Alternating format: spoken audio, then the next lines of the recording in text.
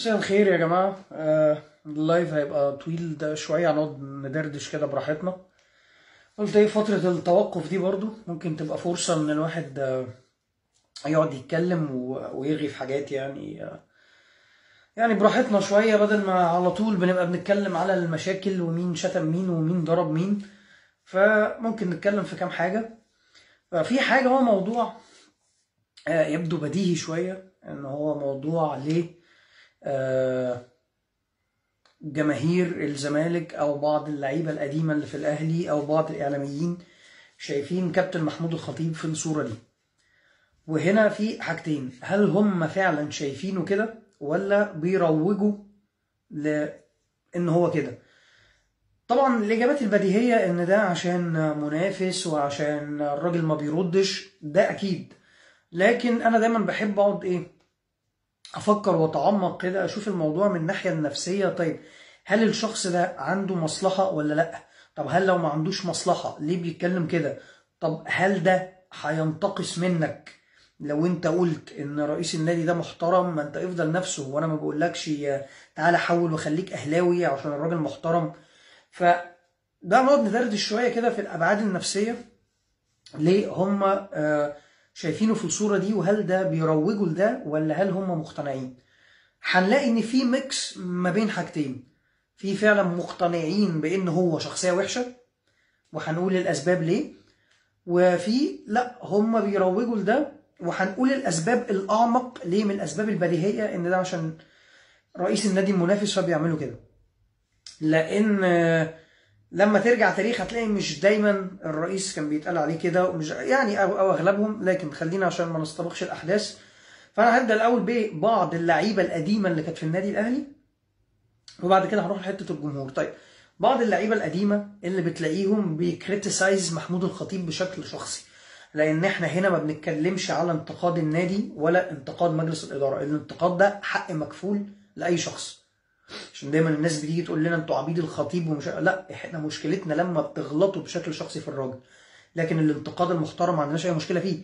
فاحنا هنا هنتناول الناس اللي بينتقدوه بشكل شخصي وبانتقاد فيه اساءه. يعني انت مش بتنتقد البرفورمانس بتاعه او اداؤه كرئيس النادي او لا، انت بتفضل ترجعنا لورا وتخترع بقى قصص لما كان لعيب حصل ايه وي وي وي. فانا بالنسبه لي الاكتر ثلاثة بيحصل الموضوع ده معاهم: كابتن مصطفى يونس، كابتن جمال عبد الحميد، كابتن مجدي عبد الغني. اي حاجة هنقولها احنا بنتكلم على الناس دي كاشخاص وكاعلاميين. كلعيبة الناس دي كانت لعيبة تقيلة، يعني حتى ممكن كابتن جمال عبد الحميد ما خدش بطولات كتيرة بحكم ان هو راح بعد كده نادي الزمالك، لكن هو كان لعيب مهاري. كابتن مصطفى يونس خد بطولات كتيرة جدا طبعا في النادي الاهلي. كابتن مجدي عبد الغني خد بطولات كتيرة وكانت فعلا لعيبة تقيلة. يعني احنا لما بنسال اهالينا والناس زمان يقول لك لا، مصطفى يونس ده كان مدافع تقيل، سيبك بقى من الافيهات وفي كوبري دخل فيه وفي جون، لا كان مدافع تقيل. كابتن مجدي عبد الغني كان فعلا لعيب تقيل في نص الملعب. كابتن جمال عبد الحميد حضرنا منه حبه ماتشات، يعني على حسب بقى انتوا اعماركم كام يعني. فخلينا كابتن مصطفى يونس. طيب كابتن مصطفى يونس هو اكتر حاجه دايما بيحاول يوصلها، ان زي ما بنقول بالبلدي محمود الخطيب ده مش سالك، ان ده ضحك عليكم، ظاهره غير باطنه. هو بيعرف ازاي يلعب قدام الاعلام ويلعب قدام الميديا ويحرك الجماهير، لكن هو من ورا حاجه تانية. طيب الموقفين اللي هو بيستند عليهم لده، حته ان هو بيزعم ان كابتن محمود الخطيب كان بيقوم اللعيبه اللي في اوضه اللبس عليه، وبالتالي الموضوع ادى لما شرط الكابتنه اتسحبت منه. والحاجة التانية القصة اللي هو بيحكيها ان كابتن محمود الخطيب ساوم النادي، قال لهم لا تدوني فلوس زيادة لا اما هعتزل في اخر ايامه. طيب خلينا نمسك الاول حتة انه كان بيقوم اللعيبة عليه. مبدئيا انت اصلا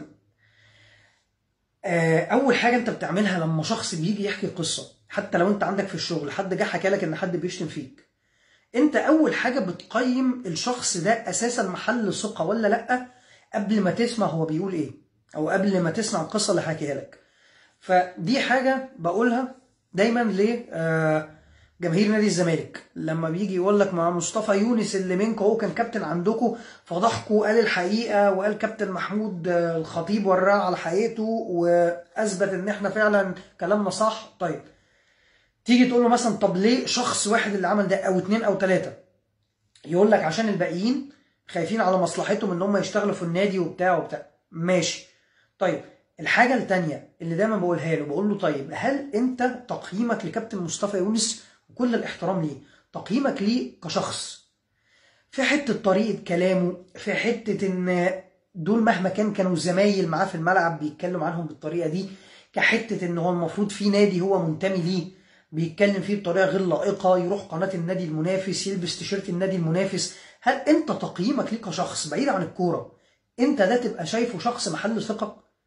يعني زي ما بقول لك كده، لو انت واحد عندك في الشغل قال لك ان شخص بيشتم فيك، بس انت اللي جه قال لك ده انت عارف ان ده بيختلس اموال من الشركه، انت عارف ان ده بيشتم في الناس كلها من ظهرها، انت عارف ان ده متحرش، انت عارف وعارف وعارف، اكيد انت مش هتسيبه يكمل. لان انت بالنسبه لك انت لو حلفت لي على مصحف دلوقتي ان الشخص ده شتم فيا انا مش هصدقك، عشان انت كده علامات استفهام.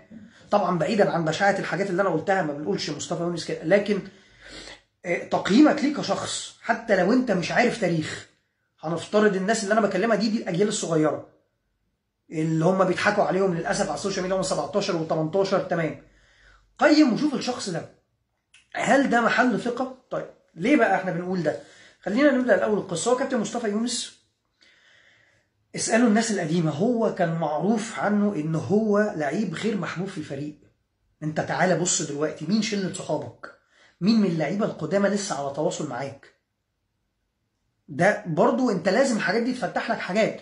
يعني اهالينا بقى والناس القديمه اللي هم كانوا بقى ايه، اسال اي حد من اعضاء النادي في الوقت ده، مواقف بسيطه تبين لك. يقول لك مثلا كانت اللعيبه ساعات تيجي تفطر في الملعب مصطفى يونس مش قاعد، اللعيبه كانت تروح تعمل معسكر مذاكره في بيت محمود الخطيب مصطفى يونس ما يروحش. فهو من زمان معروف ان عنده حته التناكه وحته العجرفه دي. فدي انت هنا في بقى مشكله ان في لعيب نجم تاني الناس بتهتف باسمه. ومن احد الحاجات الغريبه في كابتن مصطفى يونس ان في يعني ساعات في ساعه تجلي بتلاقيه بيعترف بده. يعني كان في فيديو غريب قوي ومحدش اتكلم عنه، في مره كان هو بقى اللي بيجادل جمال عبد الحميد لما جمال عبد الحميد قال الخطيب كان بيقعد لي احتياطي. مصطفى يونس قال له الخطيب ايه اللي يقعد لك احتياطي يا جمال، انت هتهرج، الخطيب ما يقعدش احتياطي لحد. يعني ساعات في لحظات كده لما بيبقى مش مركز، عارف الممثلين لما اقول لك خرج عن الكاركتر، لما بيبقى على المسرح وبيفقد تركيزه بيخرج عن الشخصيه، هو ساعات بيخرج عن الشخصيه بينسى ان انا دلوقتي المفروض خلاص في مود وفي اتيتيود ان انا بشتم في الخطيب، بتلاقيه بيقول الجمل دي. فدي واضح جدا انها سببت له مشكله. موضوع شاره الكابتنه، موضوع شاره الكابتنه اللي حصل ان ساعتها هيدي كوتي كان عايز يدي الكابتنه لمحمود الخطيب. دي القصص اللي ناس قليله بتحكيها، لكن بسبب ان الكل بيجي على الاهلي محدش بيقولها كتير. وانا بتضايق قوي لما احكي القصص دي لحد، ومش هضحك عليكم خصوصا لو اهلاوي ولا مش عارفها. كابتن محمود الخطيب قال لهيدي كوتي لا، كابتن محمود الخطيب اللي قال له لا، مصطفى يونس اقدم مني وشرط الكابتنه ليه.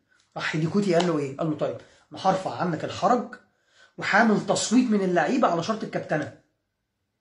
اللعيبه صوتت لكابتن محمود الخطيب. طيب هل اللعيبه ساعتها كانوا بقى شايفين المستقبل ان اصل محمود الخطيب هيجي في وقت هيبقى رئيس النادي وكذا كذا فانا هشتري خاطره من دلوقتي؟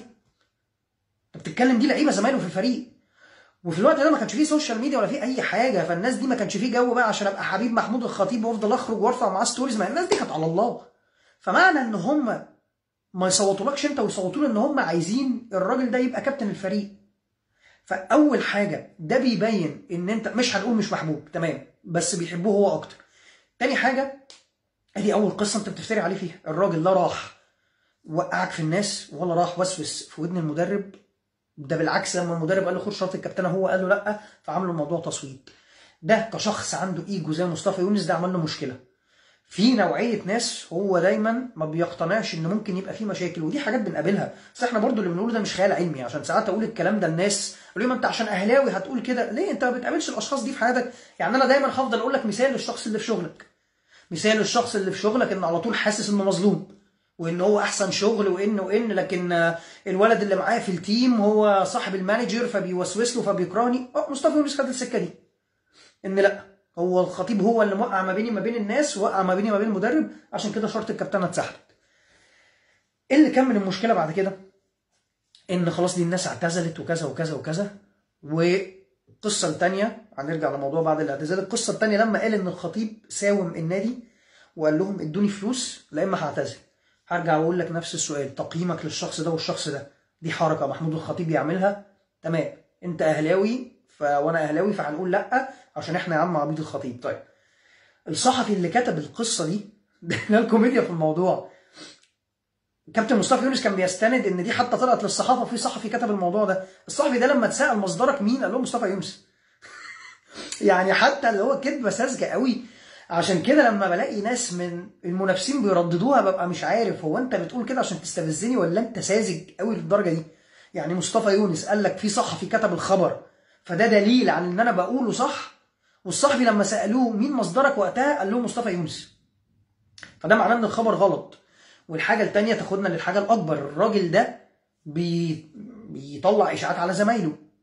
فتاني ترجع للنقطه الاساسيه، ده الراجل اللي شايف ان هو كان جدير بشرط الكابتنه، ده الراجل اللي هو كان شايف ان هو جدير انه يمسك اوضه اللبس.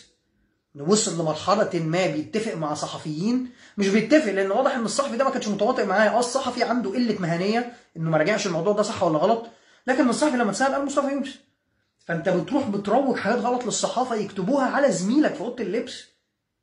فده يخليك انت كشخص زي ما قلت لك ابعد عن فكره اهلاوي، فكره زملكاوي، ابعد عن فكره الاسامي. شخص زي ده هل جدير يبقى كابتن فريق؟ اكيد لا. بعد كده طبعا هي المشكله فضلت تتفاقم معاه، لان هو بعد ما خلص هو طبعا كتفكير اي حد زي ما قلت لكم عنده الايجو عالي، فهو شايف ان انا كان المفروض اشتغل في النادي الاهلي، المفروض اشتغل في الاداره. هو كل ده مش عايز يبقى عنده شفافيه مع نفسه ان هو غلط، طريقه تعامله مع زمايله، طريقه تعامله مع الناس اللي جوه النادي. فهو كل ده شايف ان محمود الخطيب هو اللي خلى الناس تاخد حاجه ضدي. واكبر دليل ان هو مازال مش عايز يبقى صريح مع نفسه، ان هو شايف ان احنا كجماهير الاهلي بنموت في حاجه اسمها مصطفى يونس. وبيطلع يتكلم يقول لك انا زعيم الاهلاويه، ويطلع يتكلم في اللقاءات يقول لك جماهير الاهلي لما بتقابلني في الشارع بتقول لي يا كابتن مصطفى احنا تعبنا، كابتن مصطفى وصل صوتنا فده يثبت لك ان هو لا، هو مش شايف ان هو بيعمل اي حاجه غلط. فدي باختصار قصه كابتن مصطفى يونس. طبعا بقى الكلام في كلام السبوبه اللي احنا عارفينه، ان انا لقيت التقدير في الناحيه الثانيه. لا، انت ما لقيتش التقدير، انت خلاص عرفت ان جماهير الاهلي ما بقاش بيخش عليه ده، فانت اتحرقت بالنسبه لك. فعايز اروح ارمي نفسي في حضن جماهير الزمالك. نفس الفكره اللي انا قلتها لكم على ابراهيم سعيد، وفي ناس هجمتني وقالوا لي لا ما الراجل بيدافع، لا انا ما بيخشش عليا الكلام ده. وابراهيم سعيد بعد ما خلاص الناحيه الثانيه ما عرفش ياكل فيها عيش، فراح فجاه نام وصحي من النوم لا ده انا اهلاوي، ده انا بدافع. طبعا والحاجه الثانيه ان طريقه كلامه دي عمرها ما هتبقى مقبوله بالنسبه لي. بغض النظر الناحيه الثانيه بتعمل ايه ما بتعملش ايه، انا راجل بقول اللي هي واللي عليا. زي ما انا ما اتقبلش الناس اللي في الزمالك بتتكلم كده، انا ما اتقبلش واحد زي ابراهيم سعيد كان لعيب عندي يتكلم بالطريقه دي. لان في الاول وفي الاخر احنا عندنا تربيتنا. انا لو مهما واحد غلط فيا وشتمني واتكلم بالطريقه دي، هاخد اجراءات قانونيه، هاخد، لكن مش ههزق نفسي ان اطلع اتكلم بالطريقه دي. لكن ما علينا. فطبعا هو لا، الناحيه الثانيه الناس دي بالنسبه لها هم، خدوا بالكم، الناس دي بالنسبه لها مش فلوس بس، هو اتعود يبقى تحت الشهره. يعني ممكن مثلا كابتن مصطفى يونس لو قلت له خلاص اقعد في البيت ما تطلعش البرامج وهنديك نفس الفلوس بتاع البرامج، اقعد فاكر ان ساعتها هيقول لك تمام. لا، في ناس هي مهووسه بالشهره، فهو عايز يبقى بيطلع هنا وهنا وهنا وهنا. في حته الاهلي خلاص هو اتحرق، واتمنى يكون دلوقتي بقى عنده صراحه مع النفس وعرف ان العيب فيه، وان الجماهير خلاص كمان كرهاه، عشان كده بدا يلجا للطريقه دي. هو جمل كده في النص. يعني راح قناه الزمالك قال لك انا عملت شهرتي على اسم نادي الزمالك عشان الاجوان اللي جبتها فيه. طبعا مش هروح اقول لك ازاي نادي الزمالك متقبل لده، عشان الجمله اللي دايما بقولها لكم هو مش فارق معايا هتغلط فيها ولا لا، بس اغلط في الاهلي فانا كده مبسوط. فدي قصه ثانيه. فده باختصار موضوع كابتن مصطفى يونس. هو لا عمره كان جدير انه يلبس شرط الكابتنه، ما عندوش اخلاق قائد، ما عندوش اخلاق كابتن. لما الموضوع اتحط في ايد زمايله هم اختاروا وصوتوا ان لا مش عايزينه يبقى كابتن الفريق. زي ما قلت لك ارجع للناس القديمه هتلاقي لا ما كانش منخرط في المجموعه، كان على طول هو واخد جنب، لا انا النجم، لا انا التقيل والى اخره. فده السبب النفسي. مش ببساطه ان هو عايز شهره وعايز فلوس، دي الحاجه اللي في الاخر. طيب تيجي لكابتن جمال عبد الحميد. كابتن جمال عبد الحميد يعني بمنتهى البساطه، انت لما تشوف كده قصته لما حكيها لك اللي انتوا اكيد عارفينها، وطبعا انا مش بنظر على حد وعارف ان انتوا في حاجات كتير عارفينها طبعا. تحس ان هو نادي الزمالك هو كان المكان المثالي ليه. هو كشخص عايز يفعل ما يحلو له، يسهر، يخرج، يتخانق، يعمل اللي هو عايزه، ومحدش يكلمه ومحدش يحاسبه، ولو حاسبته يدعي المظلميه ببساطه. تاني هرجع دايما هقرفك بمثال اللي عندك في الشغل. عندك انت في الشخص الشغل ده كده، اللي بيجي متاخر، اللي بيكلم مديره بطريقه قليله الادب، اللي بيعاكس البنات في الشركه، اللي بيعمل معرفش ايه، لكن يتضايق قوي لو الاتش ار خصموا له يوم. طب حضرتك ما انت في 10 ايام جيت متاخر. ده كابتن جمال عبد الحميد. كابتن جمال عبد الحميد مشاكله مع كابتن محمود الخطيب ان عنده الريفرس ارجنس. ايه بقى ريفرس ارجنس؟ اللي هو انا عارف ان انت احسن مني وانت ساعدتني، بس لا انت مش احسن مني على فكره، وما تعملش عليا جامد وما تعملش عليا شيخ. بمعنى ان كابتن جمال عبد الحميد زمان هتلاقيه كان بيتكلم في ازاي كابتن محمود الخطيب كان بيساعده لما كان بياخده عنده البيت ويقفل عليه عشان السهرات وعشان الخروجات. فجأة حصل تحول في شخصية كابتن جمال ان بقت دي حاجة مضايقاه.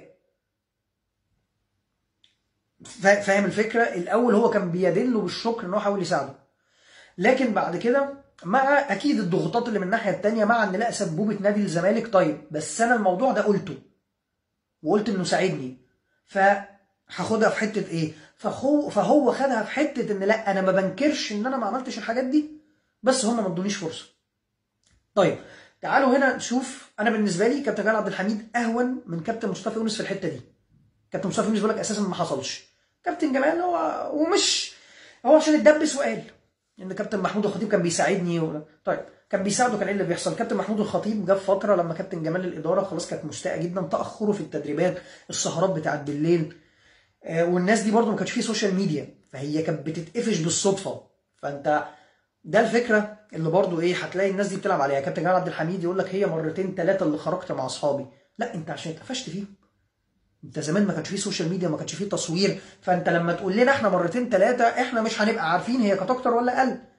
لكن مجلس الاداره او ان يوصل لمرحله ان محمود الخطيب يقفل عليك في البيت في بيته، يبقى اكيد الموضوع ده كان مستمر. طيب كابتن جمال عبد الحميد اخر واقعه اللي النادي استغنى عنه فيها عشان ما نفضلش نتكلم كتير، كابتن محمود الخطيب كان قفل عليه هو ولاعيب تاني في الزمالك، انا مش متذكر اسمه، بس انتوا اكيد عارفين الواقع. حتى اللعيب اللي في الزمالك ده طلع قال، يعني هو طلع قال ان ده حصل، ان هم نطوا من الشباك وخرجوا سهروا بالليل وعملوا خناقه في النايت كلاب اللي هم كانوا فيه. زمان كان اسمه كباريه بقى، ما كانش فيه نايت كلاب فعملوا خناقه في الكباريه اللي هم كانوا فيها، وضرب بقى وكراسي وبتاع، والبوليس جه اتدخل. فاذا انا ليه بقول لك التسلسل؟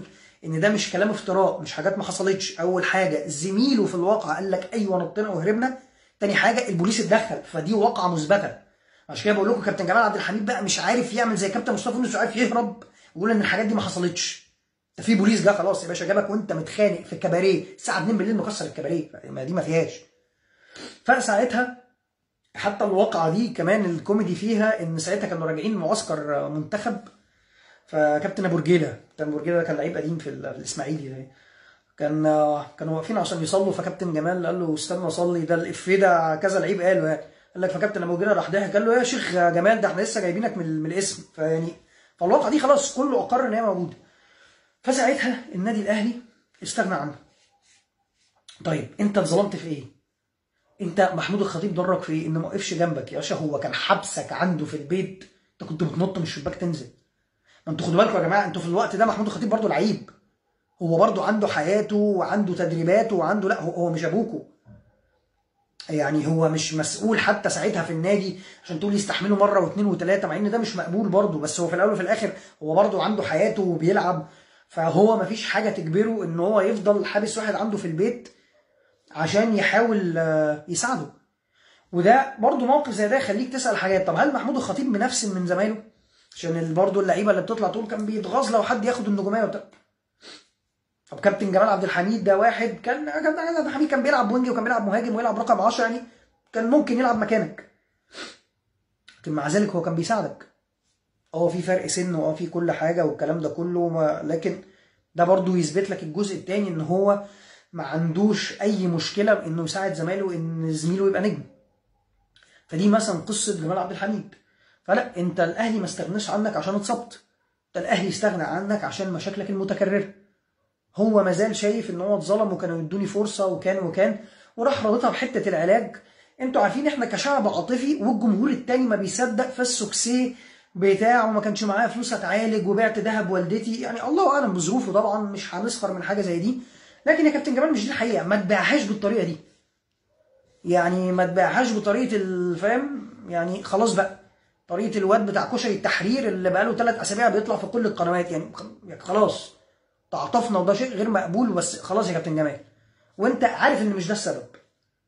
فهي دي الفكره. فقصه كابتن جمال عبد الحميد هي قصه، ده الحاجات كلها موجوده، الحاجات معروفه. كابتن مجدي عبد الغني،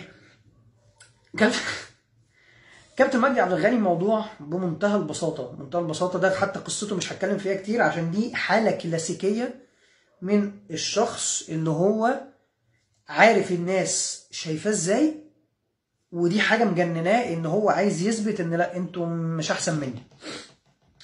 فكابتن مجدي عبد الغني انا مش هحكي ايه مشاكله اللي احنا كلنا عارفينها، ومشاكل كتيره، يعني حتى في مشاكل شخصيه انا بس ما بحبش اعمل الطريقه دي، يعني في مشاكل شخصيه ليه مع اهله، بس انا ما بحبش اتكلم في الحاجات دي عشان انا بالنسبه لي ده بحسها حاجه رخص، يعني حتى لو بتكلم على منافس ما بتكلمش بالطريقه دي.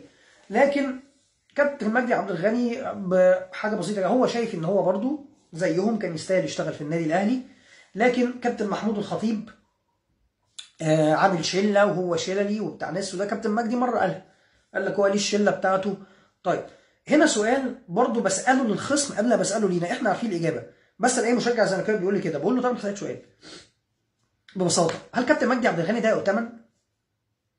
طيب هجيبها لك بطريقه ثانيه وحاول تبقى طريقه الطف، يعني وزي ما قلنا احنا بنحاول ما نغلطش في الناس. هل كابتن مجدي عبد الغني تأتمن تسيبه في اوضه فيها خزنه النادي وتطلع تقفل عليه؟ طيب هل طريقه كلام مجدي عبد الغني دي طريقه ينفع ان هو يبقى وجه النادي؟ انا ما اعتقدش حتى ان كابتن مجدي عبد الغني يتضايق، ده هو لما بيطلع في ادوار كوميديه بيطلع بالشخصيه دي. يعني مسلسل الوصيه، ما اعرفش الناس شافته ولا لا، اول حلقه في مسلسل الوصيه لما كانوا جايبين ايمن وطار وعاملين ماتش فيك ان هم هيلعبوا من ان هو هيلعب في منتخب مصر وبتاع، فجابوا مجدي عبد الغني وكان طالع بشخصيته، هو طالع بالافيه ده كل شويه، كان لما كان يروح اكرم حسني يقول له الشيك فلوس اديني فلوس عشان اجيب لك اللعيب، يعني هو نفسه بيسف على ان انت عامل لي بالجنيه كده حجري. فالناس دي بيبقى عندي مشكله كبيره، انت ازاي برضو شايف ان انت لا كان المفروض تشتغل في النادي وتبقى في الاداره وتبقى واجهه للنادي الاهلي، وانت نفسك بتطلع تستخدم الافيه ده تريقه على نفسك. ده الحلقه كلها كانت عباره عن كده، ان كل ما اكرم حسني يطلب منه طلب يقول له طب الشيك طب الفلوس، طب هتزود لي فلوس، طب. فدي ببساطه انا دايما اي حد بقول له موضوع مجدي عبد الغني مش هتكلم فيه، شوف الحلقه بتاعت الوصيه اللي طلع فيها، هي دي شخصيه كابتن مجدي، هي دي شخصيه كابتن مجدي بكل حاجه. بس في بقى ناس ثانيه زي بقى كابتن محمد عماره وكابتن سمير كمونه وكابتن محمد فاروق وي دول بقى دول عشان بتوع ترندات وفلوس، فهو ده ما عندوش مشاكل شخصيه، ده ما لعبش مع كابتن محمود الخطيب، هو عايز يبقى ترند وعايز يتشاف، فالناس دي يعني مش هنتكلم عليهم يعني. طيب معلش اخد بق ميه يا جماعه. طيب هنا نيجي بقى في حته جمهور الزمالك، هو ليه شايف كابتن محمود الخطيب كده؟ طبعا في الاجابه البسيطه بتاع ان ده رئيس النادي المنافس، فاكيد هيبقوا شايفينه بالطريقه دي. طيب هنا في حاجه، انا مش طالب منك تحبه، انا مش طالب منك ان انت تحب رئيس النادي بتاعي، لكن ده مش معناه ان انت ما تحترموش، ده مش معناه ان انت تشتم راجل ما بيغلطش فيك، والكلام ده كله دي الردود الكلاسيكيه اللي احنا قلنا النهارده نحاول نتعمق ابعد فيها. طيب احنا هنشوف هل هم فعلا بيشتموه لمجرد ان ممكن يكون الشخص ده تربيته، ده اخلاقه، هو ما عندوش مشكله في التطاول، هو الشتيمه بالام اللي بان في بقه، او هو فعلا شايف الراجل ده كده زي الجمل اللي بنسمعها اللي هو هتكتشفوا في يوم من الايام ازاي الراجل ده ضحك عليك والراجل ده سوسه وميه من تحت تبن والكلام ده كله. طيب خلينا نمسكها، ناخد الموضوع من ناحيتهم هما من اوله. نادي الزمالك، جمهور نادي الزمالك عمره ما كان عنده علاقه مع لعيب زي علاقتنا من مع كابتن محمود الخطيب. ماشي. الراجل ده النادي ده عمره ما شاف، مش هتكلم كمان كتاريخ ان هو كان لعيب وفضل لعيب وتدرج لحد ما وصل للرئاسه وي والكلام ده كله. ده طبعا مش موجود عندهم، وعمره ما هيبقى موجود عندهم. هو اللعيب بيلعب سنتين 3 4 بيقع مع زمايله وبيقع في الاداره وبيشتموا بعض بالام والاب وبيجري. فان حد يبقى عندك اللي بيسموها اللونجيفيتي بتاعته في الملاعب، ان هو يفضل داخل له بقى على، شوف بقى ما اعرفش كابتن محمود الخطيب بقى له حاجه 40 سنه ولا حاجه 50 سنه في النادي ما طلعش، دي مش هتبقى موجوده عندك. فبالتالي هو مش مجرب حاجه زي دي. هتقول لي ايوه ايه يا فزلوك يعني ايه علاقتها؟ هقول لك بقى ايه علاقتها. علاقتها ان دي خلت عنده ان هو مش مصدق، لا مفيش حاجه اسمها ان انتوا بتحبوه لله وبتاع، لا انتوا عبيد الخطيب، لا هو بس عشان عامل لجان الكترونيه ضاحكين عليكم، لا هو عشان بيطلع يتمسكن. يعني احنا وصلنا لمرحله في الانتخابات اللي فاتت كابتن محمود الخطيب لما اغمى عليه لما كان عيان، صفحه من صفحات الزمالك الكبيره ممكن تكون اكبرهم منزله بوست، كان بالك محمود الخطيب بيفكرني بالبنات اللي بيغمى عليها في الامتحان عشان ياخدوا اتنشن والناس تلف حواليه. فانت متخيل؟ فهم مش مصدقين اي حاجه الراجل ده بيعملها. الراجل اغمى عليه وهو عيان، قال لك ده عايز ياخد اللقطه، فاهم؟ الراجل بيغمى عليه في صوان انتخابات، لقطه ايه اللي عايز ياخدها؟ فهم على طول شايفين ان لا، مفيش حاجه اسمها جماهير بتحب رئيس النادي كده. هم ما شافوش حاجه زي دي، ومش ان هم ما شافوهاش، هم اتعودوا دايما. انتوا بصوا، لما بصوا علاقتهم بادارات انديتهم ولاعيبتهم هي علاقه مصلحه بحته، وبتبقى بعيده عن كره القدم. تقول لي يعني ايه بعيده عن كره القدم؟ هقول لك. شوف مثلا من حتى الوقت اللي كان فيه ممدوح عباس، وقت اللي كان فيه كمال درويش، وطبعا الاوقات بتاعت مرتضى منصور، هتلاقي جمهور نادي الزمالك دايما لما تساله الناس دي فتراتها كانت ناجحه ولا لا، هيقول لك حاجه واحده: كانت بتدخل فلوس للنادي في عز ما كان فيه ازمات. دايما هتلاقي دي اول حاجه بتتقال. هو دلوقتي بيقولوا ايه على مرتضى منصور؟ ان الراجل بص والله حتى اللي بيحاول يضحك عليك انه معترض، هو مفيش حد فيهم معترض، ودي حاجه على طول بتكلم فيها. هو بس ممكن يبقى بيحرج منك لو انت ده معاك في الشغل او حد قريبك، هيبقى محرج ان هو يجي يقول لك لا انا مبسوط باللي انا بسمعه على الهوا، فهيخش لك في حته لا والله بس هو عارف يدورها. فهتلاقيهم دايما بحته ايه؟ بيدخلوا فلوس للنادي. علاقته باللعيبه بتاعته مبدئيا هتشوف اللعيبه اللي قعدت وقت طويل للزمالك، هو عارف وهم عارفين ان اللعيبه دي كانت عايزه اي فرصه تمشي. احنا ما بنقولش كلام على الفاضي. شيكابالا كان ماضي للاهلي، طيب جمال حمزه كان هيمضي للاهلي، بشير التبعي كان هيمضي للاهلي، وائل الاباني كان هيمضي للاهلي، زيزو. والايام هتثبت زي ما قلت قصه، يعني انا ما بحبش افضل اقول زي ما قلت امام عاشور من شهرين مش عايز يجدد والناس ضحكت واتشتق. هيجي الايام وهيثبت لكم ان زيزو، ايوه زيزو السنتين اللي فاتوا ابوه كان هيموت ويدخله النادي الاهلي، وهم عارفين ده.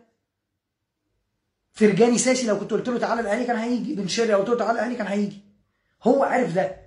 فهو دايما علاقته حتى بلعيبته علاقه لحظيه. والكارثه الثانيه اللي عنده ان هو كمان اتعود ان هي مش مربوطه بنتائج. هو فقد الامل في النتائج، او كان فاقد الامل يا عم، عشان دلوقتي هيجي حد يقول لك يا ثالث الدوري، ما قبل السنتين دول كنت فاقد الامل في النتائج. فكان فكرته ان اللعيب ده بيخيز الاهلاويه، بيستفز الاهلاويه، بيشتم الاهلاويه. وتاني شوفوا بعد ماتش الزمالك وامبي اللي فات على صفحات الزمالك الناس في الكومنت بتستم شيكابالا، تقول لك يا عم خلاص اعتزل بقى يا عم، خلينا نطلع حد من الناشئين. هو عارف مستواه الحالي عامل ازاي. وهرجع اقول لكم تاني، الايام هتثبت كلامي، كمان كام سنه لما يعتزل لو طلع في يوم بس قال لك لا والله انا بندم ان انا كنت بغلط في جماهير الاهلي، هيطلعوا يشتموه، وهم اللي هيقولوا له ده انت كنت مرحوم، ده انت كنت منتهي، ده احنا اللي كنا بندافع والكلام ده كله. فكل بقى كل التنشن اللي ما بينه وما بين لعيبته وما بين ادارته، وكل ده من المشاكل اللي عنده، فدي خلت ان هو ما عندوش ارتباط شخصي. احنا ارتباطنا بكابتن محمود الخطيب ارتباط شخصي، انت فعلا حابب الشخص ده. يعني حتى لما بتنتقد حاجات بيعملها، ودايما انا بقولها مفيش ملايكه، فكلنا بنغلط. كل رؤساء اللي جم في الاهلي عملوا غلطات. طب شوف بقى كابتن صلاح سليم، كابتن صلاح سليم اللي انا بالنسبه لي هفضل شايفه احسن رئيس نادي جه في تاريخ الاهلي. انا شايف ان قرار كارثي كارثي اللي هو عمله لما قال مش هيشارك في بطولات افريقيا. ليه؟ عشان دي اللي خلت الزمالك يشارك ويعمل بطولات. شوف الزمالك واخد كام بطوله في الشامبيونز ليج، كانت البطولات اللي كابتن صلاح سليم قال مش هلعب في افريقيا. شوف بقى بنتكلم على واحد زي كابتن صلاح سليم، طبعا ليه غلطات اداريه، فما بنقولش ان في حد ملايكه، لكن هتلاقي احترامك الشخصي بكابتن محمود الخطيب، انت بتحترمه كشخص، هو ما عندوش ده. ودي حاجات بتلاحظها لما يعني جرب كده تصنط على الزملكاويه وهم قاعدين مع بعض لوحدهم، والله العظيم بيشتموا في شيكابالا، هتلاقيهم قاعدين بيشتموا في شيكابالا، هتلاقيهم مش عاجبهم اللي رئيس النادي ده بيعمله، هتلاقي رؤساء الانديه اللي كانت موجوده قبل كده بيشتموا فيه. طيب هم هتلاقيهم من جواهم لما بيقعدوا مع بعض بيتريقوا على خالد الغندور، بيتريقوا على عمرو الدرديري، بيتريقوا على احمد عيد عبد الملك. فهي دي، هم عندهم علاقه شيزوفرينيا مع الناس اللي عندهم، فبالتالي هم مش مقتنعين ان الشخص ده نضيف كده، او ان الشخص ده كشخص كويس. ودايما بيجي بقى يربطها لك ايه بقى، يقول لك اصل المنظومه دي لما بقى تزنقه مثلا، يقول لك اصل المنظومه دي منظومه فاسده، فما فيش حد هيوصل وما فيش حد هيبقى بيدخل الفلوس دي وكذا وكذا وكذا وكذا. دي بقى الجزء الثاني، جزء النجاح.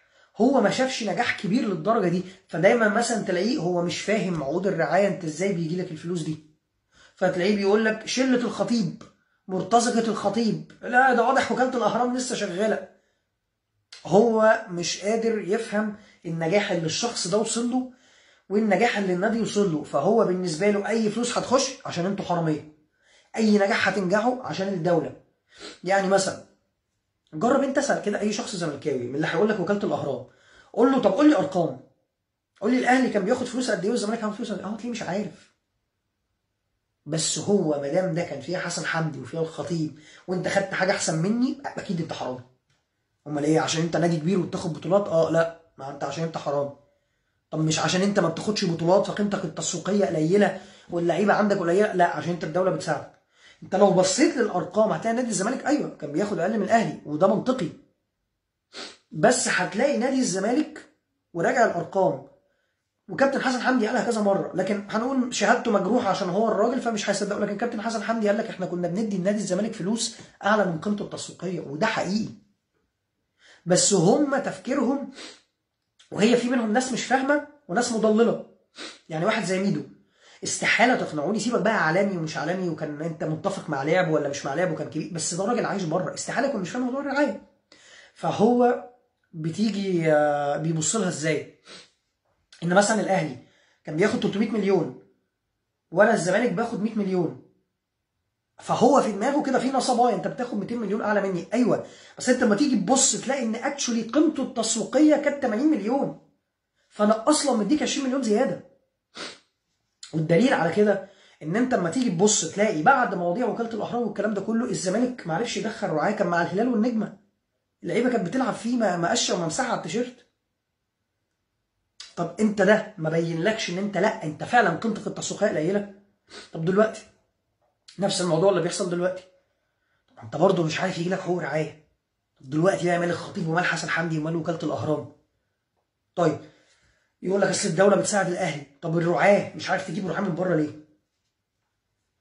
مش انت دلوقتي انت كنادي بتقول شعبيتك في الخليج اكتر، ما تجيب رعاه من الخليج؟ ما احنا ساعات الاهلي عادي كان بيجيب خطوط جويه من بره وبيجيب بنوك من بره والكلام ده كله. فده الجزء بقى ان في ناس مش فاهمه ده فهي مقتنعه، وفي ناس فاهمه بس هي بتروج بعكس ده. فليه انا عمال ادخلك الحاجات دي؟ معلش ممكن بتوهك بقول لك مواضيع في بعض، بس انا بفهمك ان هي العلاقه دي عمرها ما كانت عنده وعمره ما فهمها، وهو عمره ما هيتقبل ان هو عنده النواقص دي كلها.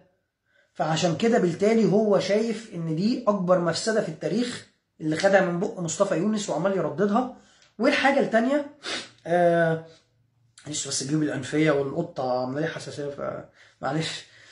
فدي الحاجات اللي هو عمال يرددها عشان هو عمره ما هيعترف ان ده صح. يعني ابسطها زي ما بنتكلم مثلا موضوع تركي الشيخ، طب ما هو جاب لك فرجاني وجاب لك بن شرقي وجاب لك بوطيب وخلى طارق حامد يجدد وجاب لك جروس وجاب لك وجاب لك وجاب لك وجاب لك كارتيرون وبتاع. فما تيجي تبص حاجه زي دي تقول لا، طب ما هنا بقى مفيش ان هو فاهم غلط، مفيش ان هو حد ضحك عليه، لا، ما انت عارف ان الناس دي جات لك من تركي. فلما تيجي تقوم رامي عليا انا افيه تقول لي انا يا بتاع الخلايجه ومش بتاع الخلايجه، يا ابني لما هو جاب لك انت كمان. لكن هنا دي الحاجه اللي انا بقول لكم عليه، ان هم الموضوع مش كوره، لا هم عندهم ضغينه شخصيه تجاه النادي والشخص. فاللي هو انا ما عنديش مشكله، حتى لو حاجه حصلت عندي هشتمك لما تحصل عندك. انت فاكرني هتكسف واقول لا خلاص ما اتكلمش ما تركي؟ لا هشتمك برضو عادي. الافيهات بقى اللي عماله يطلعوها على الراجل، حنفي الكره المصريه عشان البيان بتاع لجنه الحكام، مش هخش معاك في ان عصام عبد الفتاح اقاله ولا استقاله ولا تمام، رجع في كلامه. لكن تتخيلوا ان الزمالك، ودي راجعوا المعلومه دي، ده ما اخش على جوجل، سيبك من اللي انا بقوله ممكن انا بهبد. الزمالك في عصر مرتضى منصور 25 حلفان بالطلاق ما بيتنفذوش. 25. خشوا على جوجل وهاتوا كده. من دوريات قال مش هيكملها، من كاس مصر قال مش هيلعبوا، من ماتشات قال هينسحب فيها، من استادات قال مش هيلعب عليها. بس الخطيب هو حنفي الكره المصريه. هل هم مش عارفين ده؟ ما هم عارفين ده. ما هو لو مش عارفين ده يبقى انت ما كنتش بتتفرج على كوره بقى. لو انت ما شفتش كام مره رئيسك بيقول انا مش هلعب. لكن هي فكره ان احنا ده الشق الثالث، اللي هو احنا عايزين المشاكل اللي فينا نلزقها فيك، ومش فارق معانا حتى ده هيبرئنا ولا لا. يعني انا ما عنديش مشكله اقول لك حلو انا عندي حنفي، انا عندي حنفي، بس انت كمان عندك حنفي. فلما تيجي تبص لا هي مشكله شخصيه مع الراجل ده. هي دي الفكره، دي الفكره كلها. فهم زي ما قلت لكم هم ما عندهمش اشخاص، وده فعلا مش اهانه، بس هم ما عندهمش اشخاص بالاحترام ده، ما عندهمش اشخاص جات لهم بالوفاء والولاء ده. يعني انت حتى هو اللي بيقولوا عليه وفي، يعني شيكابالا الكابتن الاسطوره، شوف الراجل راح كام فريق، والراجل كان ماضي في الاهلي وقال لك عايز اعتزل الاسماعيلي. يعني ده كده بالنسبه لهم ايه؟ ده اقصى حاجه عرفوا يوصلوا لها، ان هو تمنى بس اللعب في الاهلي وما كملتش، ويتمنى انه يروح الاسماعيلي بقى. ده اقصى حاجه، اقصى درجه وصولا للوفاء. فبالتالي انت اي حاجه تقولها له بالراجل ده نضيف، بالراجل ده فعلا بيحب النادي، بان احنا بنحبه كشخص، بانه محترم، هو هيفضل يشكك فيها عشان هو مش مقتنع انها موجوده. يعني دايما لو حتى جرب تناقش مع شخص زملكاوي لو عنده عقلانيه شويه، هتلاقيه في الاخر بيهرب منك بجمل عامه، يقول ما المنظومه كلها فاسده، ما فيش حد في المنظومه دي ما عندوش فساد. فاللي هو حتى لو مش هيقر او هو عقلاني، فهيقول لك لا الصراحه، مش هيقول لك الصراحه الخطيب ده فعلا ما بيشتمش ولسانه مش طويل، ولا مش حرامي ومش مختلس. هتلاقيه بيقول لك ما المنظومه كلها فاسده، يعني ما انت عارف المنظومه بتاعتنا اكيد ما فيهاش حد كويس. نفس الفكره لما تيجي برضه تتكلم معاهم في شيكابالا، ما هو الزملكاوي العقلاني اللي مش عاجبه حاجه زي دي، هتلاقيه في الاخر بيقول لك ايه؟ بس ما انت عارف لعيبه الكوره، ما لعيبه الكوره يا عم كلها عشان محتاجين. هو برضه استحاله هيقر ان لا انا ده عندي غلط، ومش بالشرط ان هو الغلط ده موجود عندي، ان هو موجود عندكم، وان انا مش هبقى فرحان ان الغلط ده بيتوجه لكم. فدايما هتلاقيه هيفضل يهرب بالمواضيع دي. فحته بقى الحاجه الثانيه ان هو ما بيردش وما بيتكلمش، صدقوني ده مش هيغير حاجه للاسف. لان انا ساعات بقعد افكر اقول طيب لو هو طلع واتكلم، ده مش هيغير حاجه. مبدئيا انت استحاله تجاريهم في اللي هم بيعملوه ده، خلاص يا جماعه. يعني دي ناس وصلت لمرحله هي بتشتم الفاظ بذيئه على الهوا، انت هتجاري ايه؟ الناس دي بتقول الفاظ احنا ما نكتبهاش في بوستاتنا، احنا ما نقولهاش في فيديوهاتنا. يعني انا مش عايز بس واقول كلام عشان ابين ان انا محترم وبتاع، انا واحد والله العظيم ما بهزرش بشتايم مع اصحابي الولاد. فانت متخيل انت عايز تجاري ناس عامله ازاي؟ يعني انا كواحد انا ما بهزرش بشتايم، ومعروفه محمود ما حدش بيهزر معاه بشتايم، لا ام ولا اب ولا اي شتايم. انت عايز نجاري واحد بيقول شتايم والفاظ على الهوا، فحتى لو حاولت تبقى قليل الادب مش هتعرف. هم وصلوا الليفل الوحش. وغير ان بيقولها بس، ده انا بقولها ومش هتحاسب وهات اللي عندك. فاللي هو انت بتتكلم في مرحله خلاص اللي هو يعني display of power واثوريتي فظيعه، اللي هو لا انا عايز اوريك انا جامد ازاي، انا اوريك ان انا بشتم على الهوا وبعمل. ده بقى جزء تاني برضو. ليه بقى هم دايما عايزين يحطوا الخطيب في الصوره دي؟ عشان لما تيجي تزنقهم وتقول لهم طب بيحصل عندكم كذا كذا، تلاقي الردود بقى اللي هو ايه؟ ما انتوا ما ينفعش معاكم غير كده، ما انتوا الاهلي ما ينفعش معاه غير كده، ما واحد زي الخطيب ما ينفعش معاه غير كده. فده جزء نفسي تاني، ان هو عايز يحسس نفسه ان لا. ودي دايما بيحصل في شيكابالا، ما انت شيكابالا كل ما اتكلمه يقول لك ما انتوا جمهوركم ما ينفعش معاه غير كده. فده الجزء اللي هو عايز يطلع نفسه من المعضله الاخلاقيه، اللي هو ما بيعملش حاجه اكستريم لا انتوا ما ينفعش معاكم غير كده. فبالتالي كل اللي بيحصل ده justified. فده يخليك دايما توصل ان هو ميكس ما بين الاثنين، في فعلا مقتنع بده عشان هو ما شافش نماذج زي دي عنده. هو حتى النماذج اللي كانت ممكن تبقى مبشره هو قضى عليها. يعني كابتن حسن شحاته انتوا عارفين هم عملوا فيه ايه؟ كابتن ابراهيم يوسف انتوا عارفين عملوا معاه ايه؟ والاثنين دول كانوا بيسموهم شيكابالا. كابتن طه بصري الله يرحمه. فانت هتلاقي حتى كابتن حماده امام.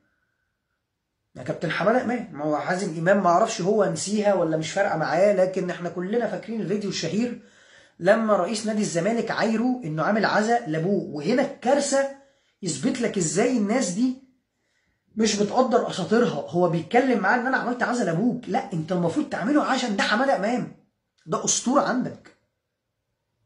فعشان كده هم زي ما بقول لكم دماغهم كلها لا هي ما فيهاش حته تكريم الناس القديمه والاساطير وحب الشخص وحب الكيان، لا لا مفيش عنده الكلام ده. يعني هو شايف انه كان بيعملها مجامله في حيز، انت المفروض تعملها عشان حماده امام. تاني حاجه ما ينفعش تعايره، اول حاجه عشان عيب، تاني حاجه هي مش جميله، انت ده اللي انت مطالب تعمله. فهو المشكله بقى الاجيال كمان الصغيره اللي طلعت في العصر ده في الفترات دي كلها، هو اتعود ان ده الطبيعي وشايف ان ده الطبيعي وده اللي بيحصل. فهو بالنسبه له لا ما تجيش تعمل لي اماثل وتقول لي ان ده النظيف وده اللي محترم وده الكيان وده، هو مش مقتنع بحاجه زي دي. يعني مثلا الفتره اللي فاتت لما الاهلي كانت الدنيا متخبطه شويه، الموسمين اللي فاتوا في الدوري يعني، كان خالد الغندور وكل اعلاميين الزمالك بيطلع يقول لك ان ده جماهير الاهلي ما بقتش بتروح الاستاد، جماهير الاهلي ما كانتش تتفرج على الماتشات. ده برضو الجزء النفسي التاني، ان هو في نواقص عنده، هو عقدة نقص هو عنده، او مش عقدة نقص، بطحة هو عنده وعارف ان انت شايفها، فمستني اي موقف يلبسها فيك. الناس اللي عندهم حاجة و30 سنة زيي اللي عاشوا بقى الوقت بتاع ابو تريكة وبركات وبتاع، افتكر كده اي وقت صاحبك الزملكاوي كنت بتروح تحفل عليه لما الناس دي بتكسب كان بيقول لك ايه؟ يقول لك لا والله ما اتفرجت على الماتش، والله بطلت اتفرج على كورة. فهم اللي كانوا بيعملوا كده. الدوريات اللي الاهلي كان بيكتسح فيها ب 30 و35 نقطة كان ساعتها يطلع يقول لك لا، كان يقول لك لا والله ما ولا شفت الماتش ولا بتفرج على كوره ولا اي حاجه. يا راجل ده هم بس عشان خسروا ماتش السوبر، انا في ناس صحابي زملكاويه لحقوا ورجعوا للنغمه دي عشان ماتش السوبر وامبي، والله العظيم. واحد صاحبي بيقول له على ماتش السوبر، قال لي لا والله ده انا كنت في الشارع واتزنقت ما شفتوش، قلت له على ماتش امبي، قال لي لا والله نسيت ان في ماتش. فده هم ماتشين بس وبيقول لك ما بتفرجش. كابتن جمال عبد الحميد ليه فيديو هو بيعيط وبيقول للجماهير ارجعوا. كان ماتش اهلي وزمالك مش فاكر سنه كام، الاهلي جاب جونين في اول ثلث ساعه، جماهير الزمالك مشيت بالاستاد، كابتن جمال عبد الحميد كان بيعيط ويقول لهم ارجعوا. والحاجات دي مش معايره ومش عايز اطول في الفيديو، بس انا بوريكم حاجات نفسيه توريك هو ليه الموضوع وصل لده. يعني شوف منها حاجات اهو طرف فيها كابتن جمال عبد الحميد اللي احنا اتكلمنا عليه في الاول، ان ده في مرحله ما كان بيعيط في الملعب بيشحت للجماهير بيقول لهم ارجعوا وبيشاور لهم، وطبعا الجماهير ساعتها كانت بتشاور له وعامله له حاجات بصوابعها وشغلانه سودا يعني، فاهم؟ تاريخ اسود برضه ان هم بيشتموا لعيبتهم قد ايه. فدي برضه حاجه تاخدك في حته ان هو ما عندوش، هم بيسموه ايموشنال بوند، اللي هو يبقى فيه رابط شخصي ما بينه وما بين اللعيب ده. فهو بالنسبه له هو مش فاهم حته ايوه يعني هو ايه النضيف اللي انتوا قاعدين كل ده عمالين تشكروا فيه وتمجدوا فيه، وواحد قاعد كل ده ولا ما بيغلطش ولا ما وبرضه الجزء الثاني انت لما تيجي تبص لما كابتن محمود الخطيب بيمشي، ربنا يديه طول العمر، لما كابتن محمود الخطيب يمشي يجي رئيس تاني هيحصل نفس الحكايه، هتلاقيه بيقول نفس الكلام. هو هيفضل يهجم الشخص اللي موجود، لانه هو بالنسبه له شايف يعني حتى تشوف مثلا اي حاجه، يعني لما بنتكلم على تجاوزات اي جمهور تاني مثلا في الفتره اللي فاتت دي، العقوبه اللي حصلت النهارده، فانت طبيعي بتطلع تقول طب ما جماهير الزمالك عملت كذا كذا وجماهير الاسماعيلي كذا كذا كذا، بتلاقي ساعتها الرد ان هو يقوم جاي يقول لك ايه وانتوا اللي جمهورك ملايكه. يا عم رد على اللي يخصك الاول، انا ما بقولكش جمهور ملايكه، بس هو على طول بيعفي نفسه من الخطا، هو على طول لا انت اللي عندك المشاكل انا ما عنديش حاجه. يعني انا البوست اللي كتبته النهارده بعد العقوبه قلت اي جمهور يغلط يتعاقب. طب هقول لكم على حاجه، ودي احنا جماهير الاهلي عندنا من الرجوله والشجاعه والنظافه والتربيه الكافيه ان احنا نقر بده. انا في اي مشكله ما بين جماهير الاهلي وشيكابالا كنت بقول الاثنين يتعاقبوا، الاثنين يتعاقبوا، ايوه ما ينفعش تشتم لعيب بامه. انا هبقى ساعتها منافق بقى ومطبلاتي اللي عمال اقول لك ان انا نضيف وما بحبش اهزر بشتايم وابن ناس، واجي اقول لك عادي، لا طبعا مش عادي، ما ينفعش تشتم لعيب بامه. ما ينفعش تشتم لعيب شتائم عنصريه. هو بيعمل وانت بتعمل، الاثنين يتعاقبوا. وخد بالك خناقه اصلا شيكابالا وجماهير الاهلي، المشكله دي اللي كبرها بزياده، دي بقى اللي ممكن اقول لك فساد المنظومه. ليه بقى؟ عشان لو الاثنين كانوا تعاقبوا في الاول ما كانش ده حصل. وهم بص بقى هنا بقى الفكره في ايه؟ ده بقى التفكير برضو الزملكاوي الغريب. لما اجي بقول لحد كده فانا خلاص انا زنقته بقى، قال لك ايه ده الواد ده طلع نضيف وبيقول لي جماهير الاهلي تتعاقب لما تشتم شيكابالا، هو عايز يفلفص. يقول لك على فكره هم ما بيعملوش عقوبه عشان يجاملوكوا انتوا. بقول له يجاملونا ازاي يا حبيبي؟ ما انا بقول لك يعاقب الاثنين. يقول لي لا، هو بيخلوا الموضوع يعدي عشان ما يعاقبوش جماهيركم. فانت متخيل الفكره؟ وهنا بقى في حاجه بقى انا بوقعهم فيها، بقول لهم طب ثانيه واحده بس، ثانيه واحده. هم لو ما يعوزوا يجاملونا في ان هم ما يعاقبوش 200 300 واحد ان هم يخشوا الاستاد لمده ماتش او ماتشين، ولا ان هم يوقفوا الظاهره وافضل من انجبت كره القدم في افريقيا. هنا بقى ده اللغط اللي هم دايما ما تفهموش. طب هم لو عايزين يجاملوني هيوقفوا شيكابالا، انت بتقول عليه ان ده لعيب من اتقل اللعيبه اللي جت في افريقيا. وزمان لما بدات المشاكل شيكابالا كان فورمه وكان مهاري وكان كل حاجه. طب لو عايزين يجاملوني انا، مين اللي هيخسر اكتر؟ لما انا اخسر ان 200 300 واحد ما يخشوش، وزمان كانت الاستادات مفتوحه، انا كان بيخش بقى ناس قد كده، ولا ان هم يقفلوا لك شيكابالا؟ فدايما هتلاقي هو اي حاجه بيربطها بنفس الربط اللي هو لا انت بتتجامل، انت نادي الدوله. يعني هو طب ما هو رئيس النادي في الاسبوع اللي فات الحاجات اللي كان بيقولها على ان الاهلي فيه خونه وان سيد عبد الحفيظ ارهابي واخوان. طب نرجع تاني لجملتك انت، يعني ده نادي الدوله اللي الدوله بتطبطب عليه، ولا ده النادي اللي فيه ارهابيين وناس خونه وبتاع؟ فانت بص هتمسكه من هنا يبص من هنا، تمسكه يبص من هنا. فهي دي الفكره كلها، ان هو البدايه كخطيب كشخصه ان هم مش داخل عليهم او مش حابين، لان هي للاسف هي المنافسه بقت مش صحيه. وهنا بتكلم من ناحيتين، انا بتكلم عامه. بقى الموضوع ما بقاش سوي، ما بقاش كوره بس. فهو حته لا انا عايز اطعن فيه كشخص، انا عايز اطعن فيه كشخص. يعني كابتن عماد متعب مثلا، الناس اللي دخلت الاستاد كانوا بيحطوا له صوره مراته لو هتكلم عن التجاوزات وي وي وي. وعايز اقول لكم على حاجه، جماهير الزمالك ساعتها ما تعاقبتش، وانا فاكر كويس عشان انا قلب اسود فببقى فاكر الحاجات دي. يعني هو اللي مثلا انا افتكرت عشان الرد بتاع شيكابالا اللي هو ما انت جمهورك كمان هيتعاقب فبيعدوا الموضوع. كابتن عماد متعب كانوا بيحطوا صوره مراته وبيكتبوا الكره للجمهور ويرى للجميع، ويحطوا صوره مراته وهي لابسه الفستان بتاع ميس ايجيبت، يعلقوها له كده بانر. الراجل ما كانش بيعمل حاجه، كان بيعمل ايه؟ كان بينزل بيجيب شد لعمرو الصفتي من النجيله اللي كان بيسففها له. وجمهور الزمالك ساعتها ما كانش بيتعاقب. فبرضه انا بقول لك معلومات تاريخيه عشان بس ايه، لو انت ما حضرتش الفتره دي محدش يضحك عليك ويقول لك دلوقتي مجاملات، لا ده هو من زمان.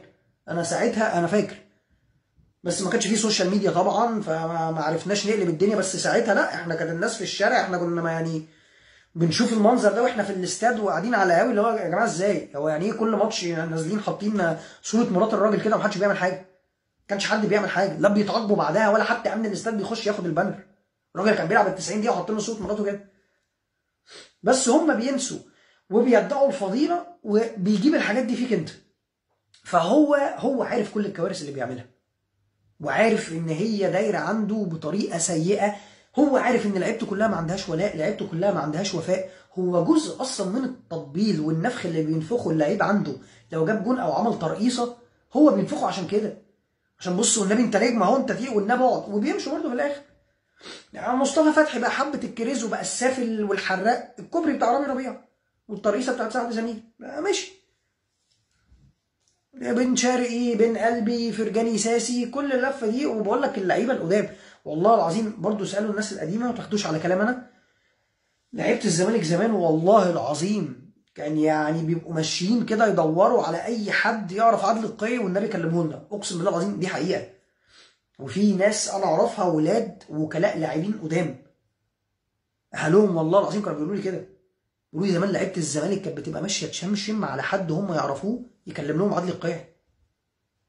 بقول لك وابرزهم كمان حمزه واحمد عيد عبد الملك وبشير التبعي وقال الاباني وشيكابالا مضى ورجعوا له ورق، وحسني عبد ربه لما مضى رجعنا له عقده.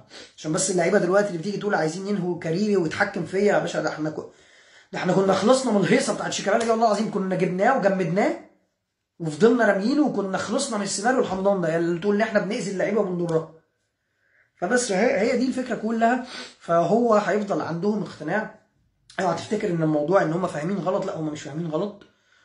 هو هيفضل دايما عندهم اقتناع بان الاهلي دي منظومه فاسده، واي حد هيجي هيبقى فاسد، ولا مفيش حد عندك يبقى محترم بالطريقه دي، لا ما عندكش حاجه. عشان كده انت حتى في جمل ممكن تبقى عاديه يقعدوا يصيحوا عليها تبقى مش فاهم. لما تيجي تقول مثلا نادي المبادئ، يا عم طب انا شايف ناس نادي المبادئ، انت ايه مشكلتك؟ انت دي مضايقاك في ايه؟ يعني انت اما بتقول نادي الوطنيه والكرامه نادي الزمالك، عادي انا بالنسبه لي يعني بضحك، لكن مش هفضل اطلع اتكلم بص بيقولوا وطنيه وكرامه الحق بيقول كرامه، يعني انا عارف انت على ايه فخلاص. فاهم؟ مش هصيح قوي يعني. يعني انت اما بتفضل تقول مثلا شيكابالا من ان هو اسطوره افريقيا الحقيقه بضحك، لكن انت الجمل دي لا مش ضحك مش قصر، لا هو بتحس هو فعلا بيتضايق. يعني انت لما تيجي تقول الاهلي ما بنحاضر، لا هو بيتضايق، مش ان هنقول هو منافسك فبيتريق فقصر بقى، لا انت تلاقيه فعلا بيتضايق. تيجي تقول مبادئ النادي الاهلي بتلاقيه بيزعل. فحتى اكبر دليل على كده الناس اللي عنده اللي بيشكروا في النادي الاهلي بيشتم فيهم. يعني كابتن حسن شحاته، كابتن حسن شحاته هي فكرته كلها اتقلب عليه ليه؟ اول حاجه عشان موقف شيكابالا طبعا، عشان هم بيعبدوا اللعيب، دي برضو الحاجات اللي بيجيبوها فينا احنا، يقول لك ان احنا عبيد اللعيب. تاني حاجه ان كابتن حسن شحاته اي لقاء بيطلع فيه بيتكلم على ازاي كابتن محمود الخطيب نظيف ومحترم، عن ازاي النادي الاهلي نادي كبير، فبالتالي الراجل ده خلاص اتسك عليه. طيب فين احترامك انت لاساطيرك؟ فين احترامك للعيبتك؟ فين تقديرك ليها؟ يعني انت جاي دلوقتي بتكلمني على عبد الله السعيد ومش عبد الله زي كان بقى في حسن شحاته، فين تقديرك ليه؟ فهو بمجرد ان حد بيتكلم حلو عن النادي الاهلي فده يثبتك لا هو رافض. طب ما ممكن ده كان زميل ملاعب لكابتن محمود الخطيب، مش بس كده ده منافس. يعني كان المفروض بقى هو يبقى شايف الجانب السيء منه، لو في جانب سيء ما هو بيقول عليه كويس لا يبقى مطبلاطي. يعني ما يمشيش معاك ان هو فعلا كويس، لا يبقى حسن شحاته بيطبل. كنت منزل بوست من اسبوع، انا ساعات بحب اوثق الحاجات دي، ممكن تبدو لكم تافهه بس انا بيبقى عندي معنى اعمق شويه، مش عشان انا عميق وبتفزلك، بس ببقى عايز اثبت لك بص هم فعلا تفكيرهم واصل لايه. كابتن سامي الشيشيني راجل من اسبوع اتسال في لقاء ما اعرفش ولا ايه، قال لك حمدي فتحي احسن هاف ديفندر في مصر دلوقتي. صفحات الزمالك كلهم قعدوا يشتموا فيه، منزلين بوست وكاتب لك بقى ايه بقى المقاله ال 50 صفحه اللي بيحبوا يكتبوها دي، وسامي الشيشيني ده من نوعيه اللعيبه اللي انت تندم انه لبس تيشيرت نادي الزمالك ودخل في ترند السبوبه طبل للنادي الاهلي والجماهير وعشان انجح وبتاع. انت ليه يا حبيبي رافض تصدق ان هو ممكن يكون شايف حمدي فتحي كويس؟ والسؤال هنا دايما بساله، هو حمدي فتحي مش احسن هاف ديفندر في مصر؟ يعني هي دي الفكره. يعني اول حاجه ليه دايما بتفترض ان اللي بيقول عليها حاجه حلوه انه بيجامل ويطبل؟ تاني حاجه طيب انت ايفاليويت الكلام بدماغك، هل مثلا قال كده على لعيب وحش فتيجي تقول له اصلا مش محتاجه مين ده اللي احسن؟ حمدي فتحي احسن هاف ديفندر طبعا. وانت الهاف ديفندر عندك مين؟ او برضه للناس اللي هي بتدعي ان هي فاهمه كوره، هتلاقي في الكومنتس قاعدين بيتريقوا على كابتن سامي الشيشيني، يقول لك يعني مش امام عاشور؟ هو امام عاشور هاف ديفندر؟ يا بقى يا ناس يا اللي فاهمه كوره واحنا بتوع بيب بيب، حمدي فتحي دي ام اف ديفنسيف ميد فيلد رقم 6، امام عاشور سنتر ميد فيلد رقم 8. انت بقى مين عندك خط وسط المدافع؟ رؤى. لو انت شايف ان رؤى احسن من حمدي فتحي يبقى كابتن سامي الشيشين طبلاطي، يعني مش عارف اقول لك ايه والله. يعني لو انت دماغك سوحتك ان انت شايف ان رؤى احسن من حمدي فتحي فتمام، يبقى سامي الشيشين طبلاطي. فانت متخيل دماغه ايه عشان بس اهين لعيبه الاهلي وههين واحد لعيب عندي زي سامي الشيشيني ولعيب قضى حياته في نادي الزمالك لمجرد ان انا رافض حاجتين؟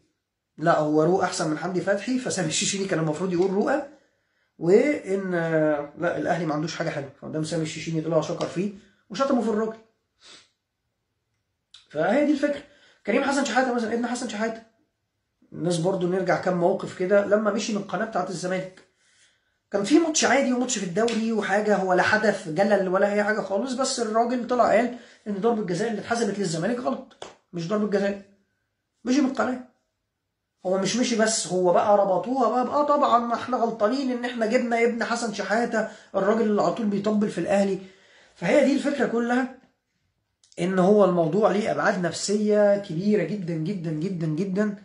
ولما بنقول الكلام ده مش قصف جبهه، لا انت عامل لهم عقد كبيره قوي قوي قوي. ودايما هو المشجع الزملكاوي دايما الحاجه البسيطه اللي انا بقولها لشخص عشان اوصل له كل الهري ده، انا معرفش انا بقالي قد ايه قاعد، انا اسف جدا لو طولت.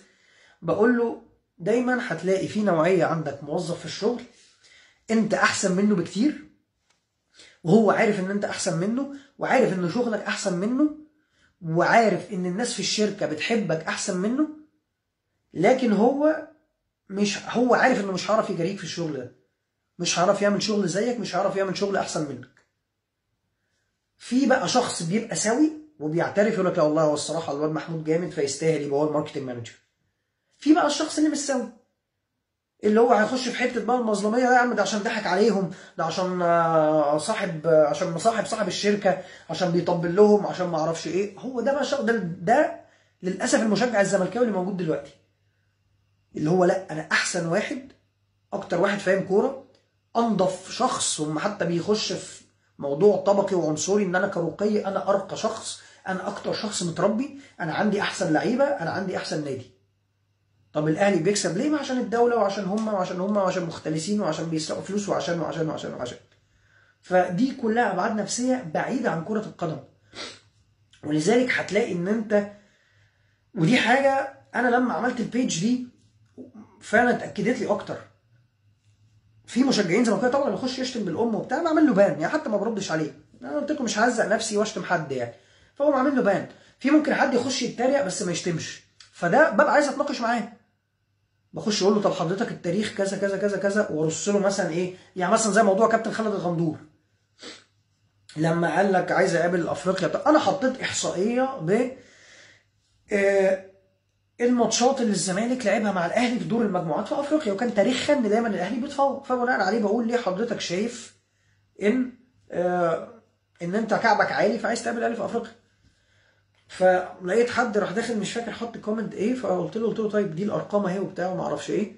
ما كانش حد شتم، هو دخل بتلاقي جمل بقى غريبه، دخل قال لك ايه خليكم كده مصدقين نفسكم.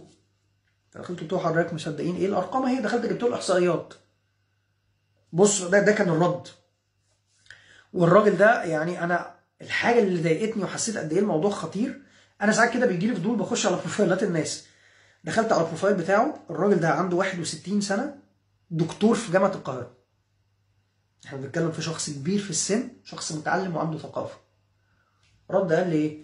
قال لي انت بتتكلم على بطولات افريقيا بتاعت اسمه ايه ده، بتاعت حسن حمدي وسرقه وكاله الاهرام، والبطوله اللي خدتوها مننا اللي رشيتوا فيها الحكم وزورتوا العينات بتاعت كورونا. فانت متخيل؟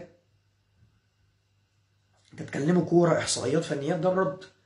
بقول لك واللي انا استغربته ان ده يعني وكاله الاهرام ده حاجه هم حفظوها، مع ان بقول لكم دخلت لقيت الراجل ده كبير في السن ودكتور فلسفه في جامعه القاهره. ده دكتور فلسفه، يعني ده بقى المفروض عنده المنطق وعنده حته ان هو انالايز اي حاجه، وعنده يعني المفروض عنده ثقافه.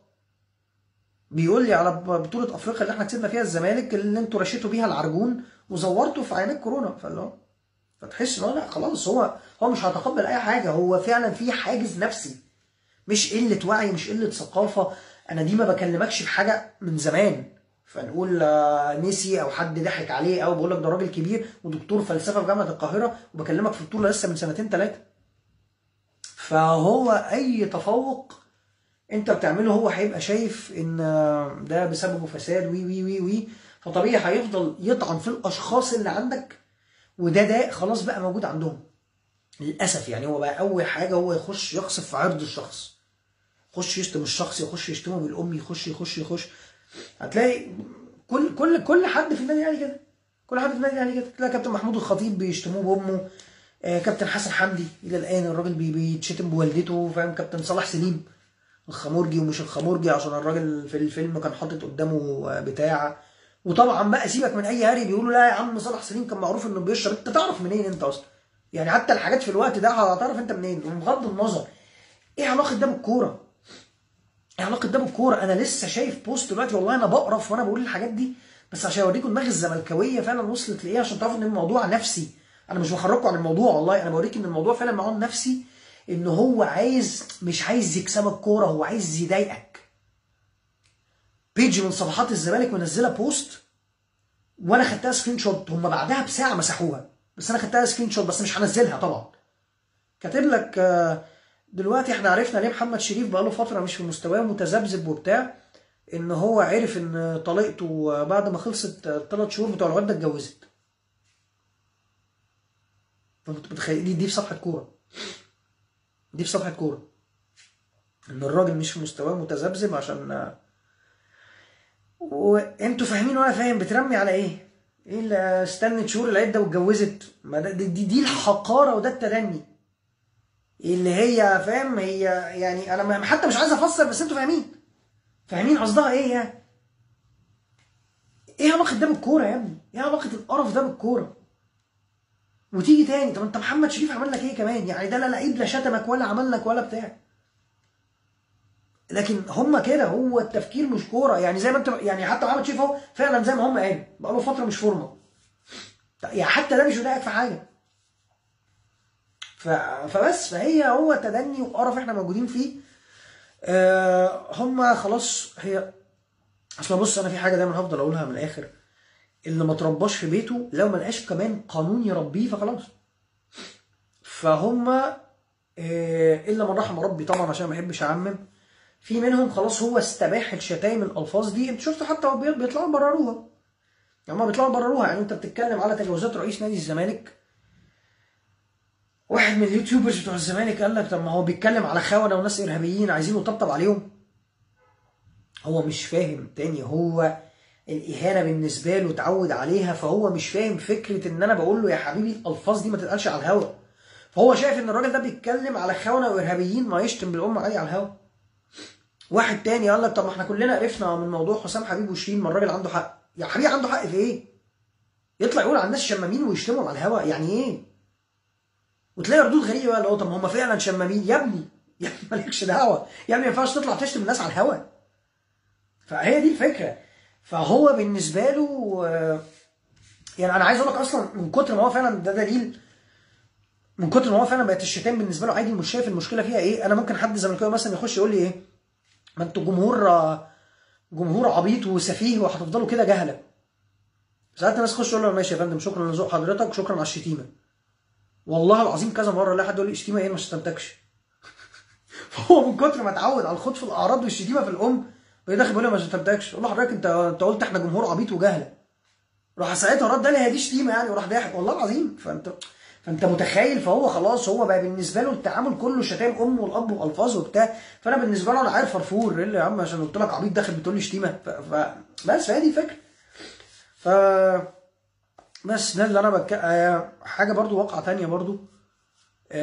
كابتن احمد مرعي مدرب السله بتاع الزمالك، الراجل من 3 ايام ماتش طلائع الجيش تف على لعيبه عنده في الماتش وحظه ان الكاميرا كانت عليه.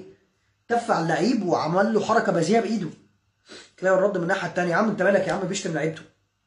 فهو مش فاهم برضه كونسبت. يا حبيبي انا قاعد بتفرج على ماتش، قاعد فاتح التلفزيون في اهلنا وفي واللي قاعد جنبيه مراته واللي قاعد جنبيه بناته وبتاع، لقيت واحد بيعمل حركه بصوابعه. هو مش فاهم ده. هو بالنسبه له يا عم بيشتم لعيبتنا يا عم انت مالك. بس فدي العقليه ودي المشكله النفسيه اللي عندهم اللي انا بقالي معرفش داخل على ساعه عمال اهري فيها. فبس انا اسف ان انا طولت عليكم والله، لكن هي انا حبيت فعلا اسرد الموضوع من ناحيتين، من اللعيبه القديمه بعض منهم ليه بيتكلم على كابتن محمود الخطيب كده، وليه جماهير الزمالك شايفاه في الصوره دي، ومين منهم فعلا مقتنع بده ومين بيروج له بس مش مقتنع بيه. بس يعني ان شاء الله الفتره الجايه ممكن نبقى نعمل لايف تاني عن مواضيع تانيه بما ان مفيش ماتشات موجوده دلوقتي لحد طبعا كاس العالم بقى. ساعتها نقعد نتفرج بقى على كاس العالم، نشوف كرة نظيفة. واتمنى ان احنا نفصل، يعني الواحد ما يبقاش بيتفرج على كاس العالم لكن يلاقي تاني يوم في مين يتشتم بامه ومين يتشتم بابوه. يعني والله نفسي ان احنا نقعد حبة كده بنتكلم ونتفرج على الرياضة بس. يعني دي امنية حياتي والله. تصبحوا على خير واسف لو طولت عليكم.